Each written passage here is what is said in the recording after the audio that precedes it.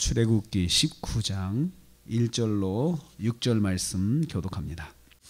오늘 말씀은 이스라엘 자손이 출애굽한 지 90일 되던 날에 시내 광야 시내산 앞에서 여호와께 들은 말씀을 내용으로 하고 있습니다. 오늘 말씀은 아주 중요한 말씀이 됩니다. 이스라엘 백성에게 아주 중요한 말씀인데 그 중요한 말의 핵심은 제사장 나라가 된다라는 뜻입니다. 제사장 나라. 첫째로 이스라엘 백성이 시내산 앞에 장막을 치고 말씀을 들었습니다. 장막을 쳤다라는 말은 가던 길을 멈추고 그 자리에 자리를 잡고 앉아서 말씀을 듣게 하셨다는 것입니다. 지금 이스라엘 백성은 여행 중이잖아요.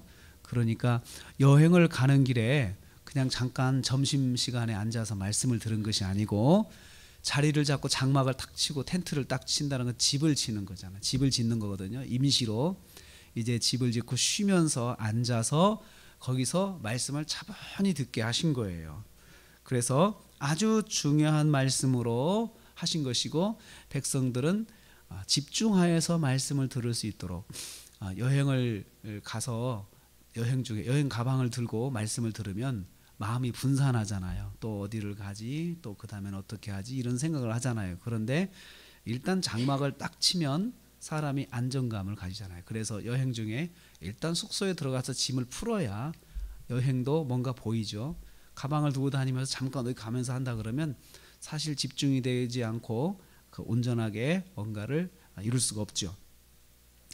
하나님은 이스라엘 백성이 여정을 멈추고 자리를 잡고 앉아 말씀을 듣도록 하셨습니다. 두 번째로 모세가 하나님 앞에 올라가 말씀을 받았다라고 했습니다. 3절 말씀에 모세가 하나님 앞에 올라갔습니다. 백성은 산 아래에 있고 모세만 시내산 정상으로 올라가 하나님을 만난 것입니다. 여호와께서 산 위로 모세를 부르셨기 때문입니다. 모세는 올라와라. 모세는 올라와라. 여기서 아주 성경에서 이 장면을 보면은 가만히 보면 백성들은 산 아래 옹기종기 모여 있고 그리고 산 정상에는 여호와께서 계시고 빽빽한 구름 가운데 하나님 계시고 그리고 모세만 그 산에 올라가서 그 하나님과 만나는 장면이 여기 나와 있습니다. 모든 백성은 하나님의 음성을 들을 수 없었습니다.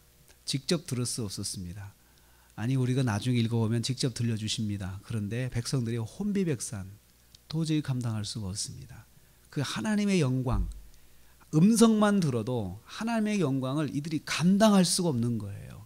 감당할 수가 없어서 이제 하나님께서 미리 그걸 아시기 때문에 모세만 올라오라라고 말씀을 하신 것입니다. 그리고는 말하고 말하라 이렇게 강조하셨어요. 너는 야곱의 집에 말하고 이스라엘 자손들에게 말하라. 말하고 말하라. 다음에 들려줄 이 말씀을 계속해서 들려주라라는 말씀입니다. 지속적으로 반복해서 귀에 딱지가 붙도록 말해 주어야 한다는 것입니다. 이제 내가 들려주는 말을 계속해서 말해줘라. 계속해서 말해줘라. 반복해서 말하여 주라고 하셨습니다. 영적 지도자는 말씀을 먼저 듣는 자가 되어야 됩니다. 하나님께 나가서 하나님의 말씀을 들을 수 있어야 됩니다. 영적 지도자의 최고의 책임은 하나님 말씀을 듣는 것입니다. 하나님의 말씀을 듣지 못하고 영적으로 귀머리가 되면 그같이 불행한 것이 없습니다. 그리고 그 말씀을 성도들에게 반복적으로 전해줘야 된다는 거예요. 말하고 또 말해줘라. 또 말해줘라. 아주 중요한 하나님의 말씀을 계속해서 말을 해줘서 잊지 않도록 그래서 잊지 않아서 실수하지 않도록 꼭 인도해줘라. 그걸 하나님께서 강조하신 것입니다. 그럼 전할 말씀은 그럼 무엇입니까? 이스라엘 자손은 하나님께 대하여 제사장 나라가 되고 거룩한 백성이 된다는 것을 이것을 전하라는 거예요. 너희는 내게 대하여 제사장 나라야. 이거죠. 제사장 나라. 여기서 핵심 단어가 제사장인데 제사장은 백성을 하나님께로 인도하는 직분을 가진 사람이 제사장이죠. 그래 백성들이 제사를 지내러 하나님께 나오면 직접 제사를 지내지 못합니다. 제사장이 성소와 지성소로 들어가서 하나님을 만나서 이 백성이 가지고 온 제물을 하나님께 가지고 들어가죠. 이 제사장의 역할을 하는 민족이 바로 이스라엘 백성이다 라는 것을 알려주라는 것입니다. 이스라엘 민족 전체가 모든 민족들 가운데 제사장의 역할을 하라는 거예요. 이게 민족적 사명이에요. 그러니까 이스라엘 백성들이 해야 할 일은 무엇입니까? 먼저 자기들이 하나님 앞에 잘 서야 돼요. 먼저 하나님에 잘 서서 하나님의 말씀을 잘 듣고 하나님의 약속을 지켜야 된다. 그래서 거기 4절 말씀에 너희가 내 말을 잘 듣고 내 언약을 지키면 너희는 모든 민족 중에서 제사장 나라가 되고 이렇게 말씀하셨어요. 그러니까 이스라엘 백성들이 먼저 하나님 앞에 부름을 받았는데 그 부름받은 이스라엘 백성이 먼저 할 일은 하나님의 말씀을 잘 듣고 잘 지키고 그리고 하나님과의 약속을 잘 지키고 들은 말씀대로 순종하고 사는 삶을 보여줘야 한다는 것이죠. 이게 제사장 나라의 역할이에요. 그래서 다른 민족이 이스라엘 백성 보고 우리도 하나님께 나가자 이렇게 인도해주는 제사장의 역할을 하는 것이 바로 이스라엘 민족의 민족적 사명인 것이에요. 그런데 이스라엘 백성들이 어떻게 살았습니까? 자기만 하나님께 나오는 자기만 하나님 백성이라고 하는 유일한 그런 특권의식을 가지고 다른 백성들을 하나님께 인도하는 것을 생각하지 않았어요. 그 사명을 버린 거예요. 그게 잘못된 거죠. 성경은 여기서 분명히 말씀합니다. 너희들의 역할은 제사장 역할이야. 너희들은 제사장 나라가 돼야 돼. 제사장 민족이 돼야 돼. 그래서 다른 민족 열방들을 하나님께 나오도록 이끌어주는 역할을 해야 돼. 그러기 위해서 내가 너희에게 먼저 복을 주는 것이야. 내가 너희들을 독수리 날개로 업어서 인도한 거 너희 봤지? 너희들을 왜 내가 이렇게 인도했느냐?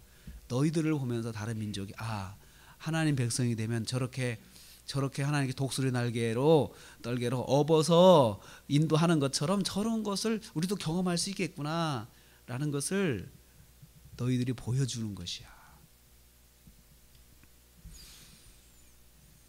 먼저 하나님의 백성이 되어서 하나님의 은혜를 경험한 후에 다른 민족을 하나님께 인도하는 사명을 가진 민족이라는 뜻이에요. 그게 제사장 나라예요. 너희들은 제사장 나라.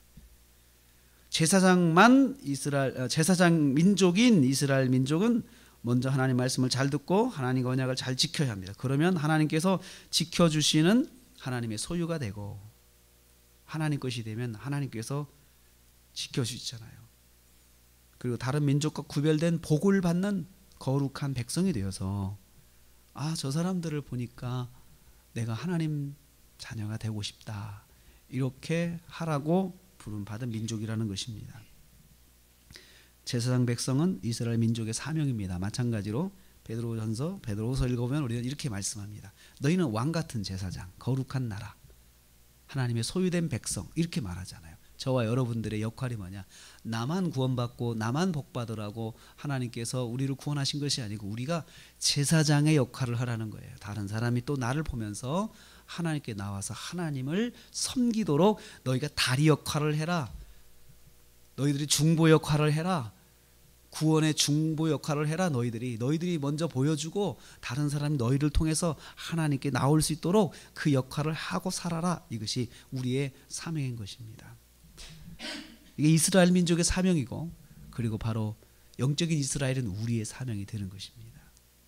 우리가 또 한 주간을 시작합니다. 이 한 주간 우리가 할 일은 제사장 나라의 역할을 감당하는 것입니다. 하나님께 나가는 백성들, 하나님께 나오고자 하는 백성들, 하나님께 택하신 백성들이 하나님께서 택한 영혼들이 나를 통해서 하나님께 나오는 그런 다리 역할을 하는 제사장의 역할을 하는 한 주간이 되기를 원합니다. 그것이 우리의 사명입니다. 그래서 우리는 어디를 가든지 하나님께서 먼저 우리에게 복을 주십니다. 왜냐하면 우리를 보고 사람들이 하나님을 알게 하시기 위해서 우리에게 복을 주신다는 것이에요. 우리는 하나님의 복을 받고 나만 구원받는 것이 아니고 내가 제사장의 역할을 해서 성도들 다른 사람들을 하나님께 이끄는 그 역할을 하는 한 주간, 나를 통해서 또 다른 사람이 하나님을 알고 구원을 받는 그 역사가 나타난 한 주간, 이 한 주간 이 제사장의 역할을 하는 한 주간으로 승리하시는 저 여러분 되시기를 주님의 이름으로 축복합니다.